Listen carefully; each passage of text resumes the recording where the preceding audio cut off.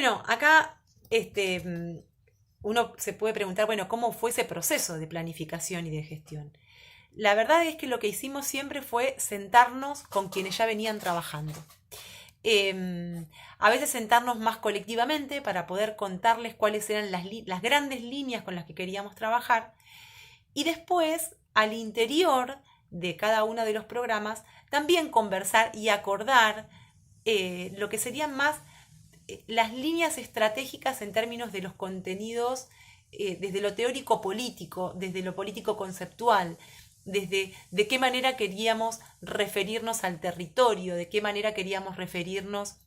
a la mirada ideológica, quiénes serían esos actores privilegiados entre nuestros entrevistados, quiénes, inclusive hasta poder pensar, que eso nos costó un montón y sigue costándonos, eh, cómo hacíamos con las producciones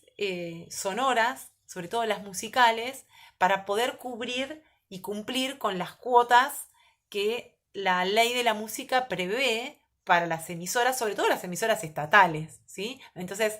si uno tiene un porcentaje de música que tiene que ser independiente, un porcentaje de música que tiene que ser local, y además, precisamente por eso hay que enunciar quién es el intérprete, quién es el autor, o sea, quiénes son los músicos que están tocando, porque con eso cobran, había que explicar esto todo el tiempo porque había algunas prácticas cotidianas en las cuales eso no estaba como previsto. Cuestiones que tenían que ver, claro, con poder, en el caso de la FM, se nos complicaba inclusive más porque no teníamos ni siquiera el libro de locutores. Pero en el caso de la AM, como tenés el libro de locutores, hay que poder anotar esos temas musicales, los entrevistados, todo eso tiene que figurar. Entonces, con eso cobran los músicos, cobran los intérpretes, o sea, es parte de su trabajo. Entonces hubo que trabajar muchísimo eso con los programas y después al interior de lo que sería el área de programación, que son aquellos que van rescatando las producciones, algunas que nos llegan en marcos de convenios internacionales, como que con la radio francesa o con Netherlands o sea, con otras emisoras, para que en algunos espacios, sobre todo los espacios de la nocturnidad, que son los espacios donde la radio estaba cerrada, porque teníamos un horario de transmisión hasta las 12 de la noche y arrancábamos a las 6 de la mañana con las emisiones en vivo, había que poder planificar todo esto. Bueno, todas estas cosas las fuimos conversando con las áreas correspondientes. Tenemos un área de programación donde tenemos 3 compañeros que se encargan de estas cuestiones que tienen que ver con la musicalización en esos momentos y con la programación en ese momento. Y después con cada una de las producciones de los programas para poder generar sin imponer, sin censurar, sin clausurar absolutamente nada, unos, unos criterios básicos que diesen la identidad colectiva. Después otra cosa que hicimos que también marcó bastante la identidad que queríamos darles es que cambiamos todas las artísticas de la radio y logramos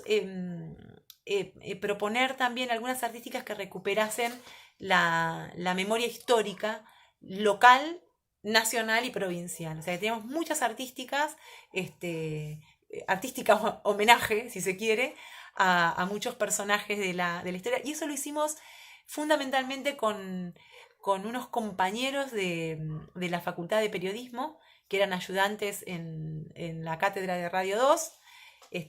Nahuelito Coto y Juan, que hicieron unos trabajos maravillosos en el marco de este acuerdo con la facultad. Entonces, ¿quiénes participaron como actores? La verdad que en principio los que participaron fuertemente fueron los propios actores de la comunidad Radio Universidad. Y después obviamente charlamos bastante con otras áreas que tenían que ver con el banco de música, con el INAMU, con gente del Departamento de Música de Bellas Artes. Teníamos unas bandas en la emisión que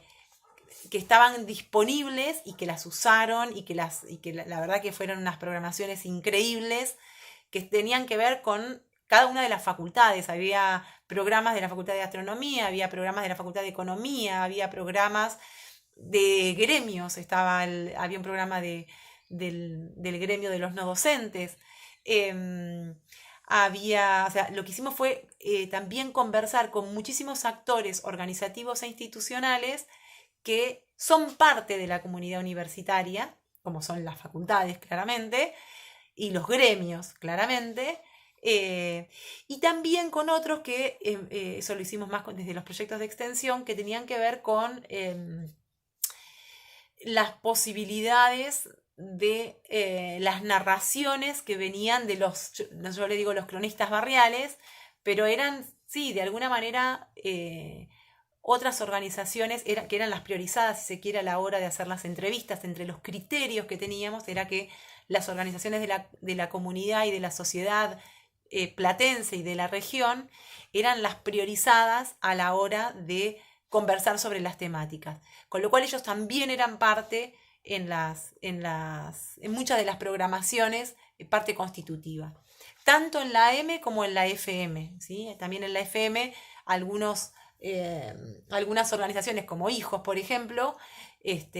tenían su programación los domingos en la FM, los sábados, perdón, y los domingos tenían la gente de Cuchá, que es una organización de músicos independientes, entre muchas, les pongo estas como ejemplo. Corto y sigo en la última.